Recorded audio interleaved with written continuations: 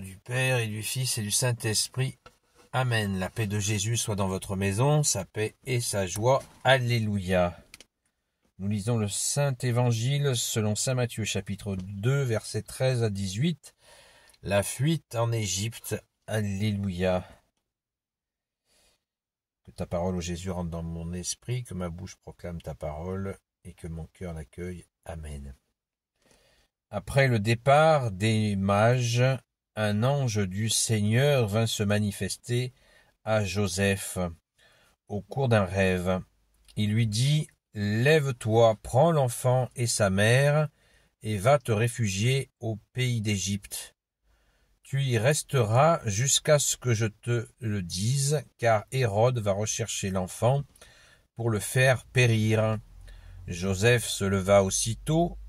Cette même nuit, il prit l'enfant et sa mère et partit au loin vers l'Égypte. Il y resta jusqu'à la mort d'Hérode, et de cette façon s'accomplit ce que le Seigneur avait dit par la bouche du prophète. « J'ai fait revenir mon fils d'Égypte. » Quand Hérode se rendit compte qu'il s'était laissé avoir par les mages, il devint furieux.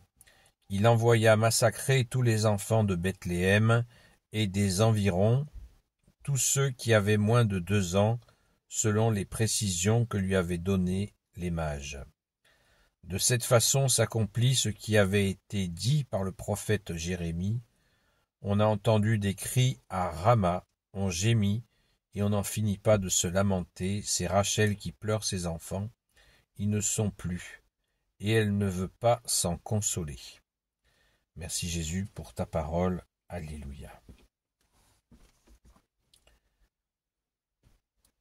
Ô Jésus, sois béni dans tes anges et dans tes saints. La fameuse fuite en Égypte. Alors l'exégète, il nous dit quoi? Ce récit de la fuite en Égypte et du massacre des innocents vient souligner la solidarité de Jésus avec les souffrances passées et présentes de son peuple.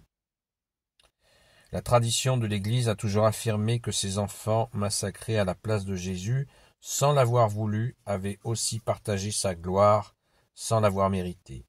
Nous devons croire que l'amour mystérieux de Dieu couvre les millions d'enfants massacrés, et ceux, bien plus nombreux qu'on a éliminés avant leur naissance.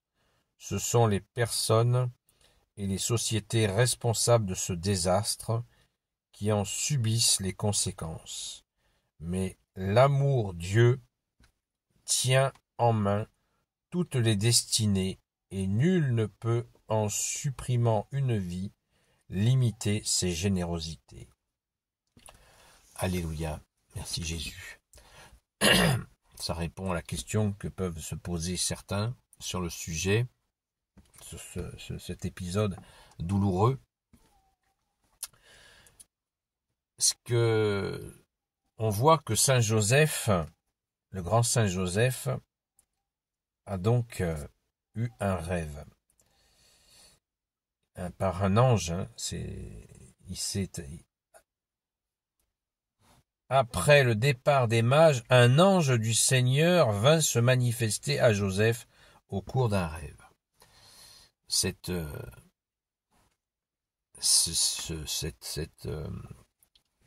intuition, c'est certainement, c'est même un ordre, comme la première fois, quand il lui a été demandé par l'ange de garder Marie avec lui et l'enfant. Eh bien, c'est pareil. On voit la mission de Saint Joseph qui est extrêmement encadrée, et bien sûr, Saint Joseph est tout à fait docile à cela, et dans sa force d'homme, il fait le nécessaire. Vous imaginez, ils sont partis à Dodane. La Vierge Marie et l'enfant Jésus étaient sur un âne et Joseph était à pied. Donc quel courage, quel courage.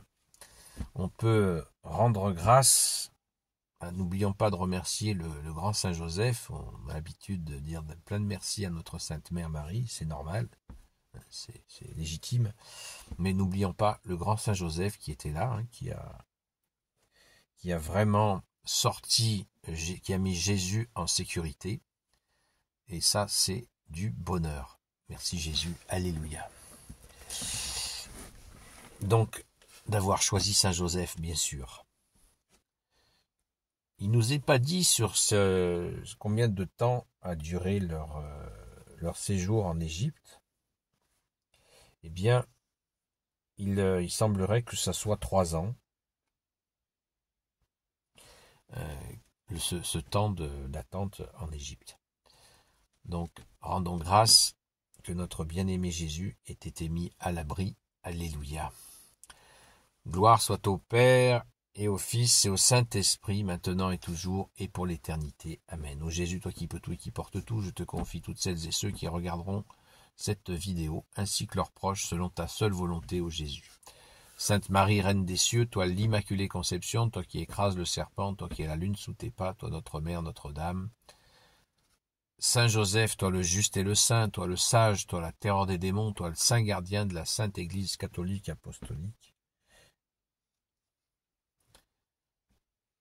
Sainte Marie-Madeleine, notre chère sainte patronne, et vous tous les saints et saintes, amis de toi Jésus, Saint Michel Archange, Saint Gabriel Archange, Saint Raphaël Archange, et vous tous les anges qui servez Jésus, je vous confie toutes celles et ceux qui regarderont cette vidéo, ainsi que leurs proches, selon ta seule volonté, ô Jésus.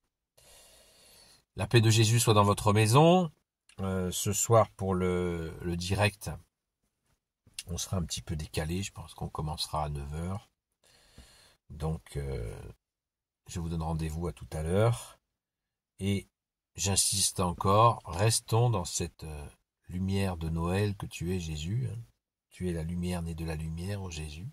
Vrai Dieu né du vrai Dieu. Et Noël, ce n'est pas un seul jour, c'est la semaine où nous sommes nous baignons dans cette joie de Noël pendant toute la semaine.